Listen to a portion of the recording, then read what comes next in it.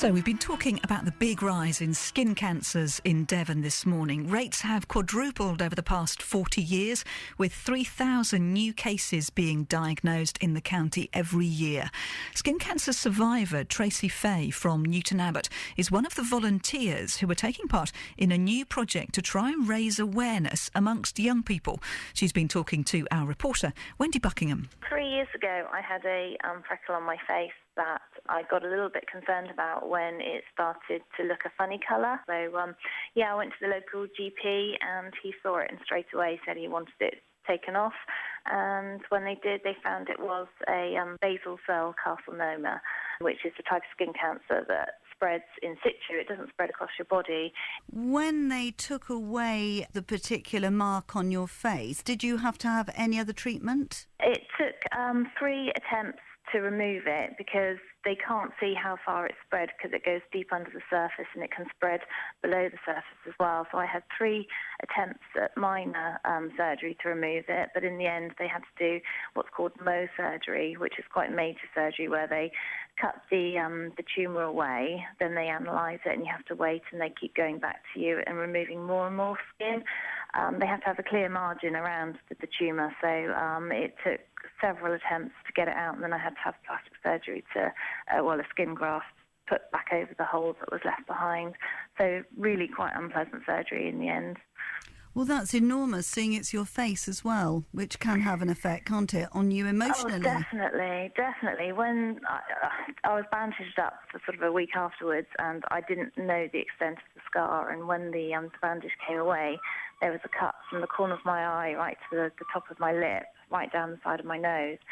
So for me, it was pretty awful when that bandage was taken off. People say now that they can't see the scar. It was 3 years ago. But I see it every day when I wake up in the mirror, and it's just a reminder of how silly I was, really, and not looking after my skin. You're going to be talking to school groups and other groups about skin cancer. Seeing that you've had this horrendous experience, how can you bring the message home? I think it's really important for especially young people, because I was 37 when mine was diagnosed, but the damage was probably caused when I was late teens, early 20s. So I'd say to young people, really value your skin. It's such a precious thing. There's so many ways you can prevent yourself from being burnt. If you're like me, blonde hair, blue eyes, fair skin, you're not going to go brown. You might as well accept that. You're just going to turn bright red and peel and burn. So I would say you've really got to protect yourself. Slap on the sunscreen, keep reapplying it, make sure you're not out in the heat of the day. Wear nice loose clothing that keeps you covered up at the hottest time, and really just accept the skin type that you are. One of the problems, though, isn't it, Tracy, that having a deep tan is considered to be sexy, it's considered to be fashionable? It is, yeah, and I think if you're lucky enough to tan, that's fair enough, but the people who are mainly at risk of skin cancer are the fair-skinned, blue-eyed type of people. So, again, I just think there are other ways. You don't have to bake in the sun. You can fake it, it's really not important. And to be honest, I've learnt that now. Every time that I look in the mirror, I'm reminded that actually, no, it's not important to be brown. It's important to have your skin all nice, no scars, because I've got a daily reminder of it. And to be honest, I feel like a ticking time bomb because I've had skin cancer. If I have another one, it could be the type that does spread into the body and can be fatal. So, yeah, being brown isn't everything.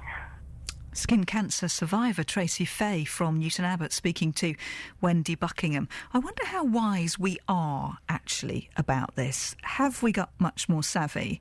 Do you still sunbathe? Do you sunbathe? Did you ever? You do still see people sitting in the sun. Perhaps you're one of them.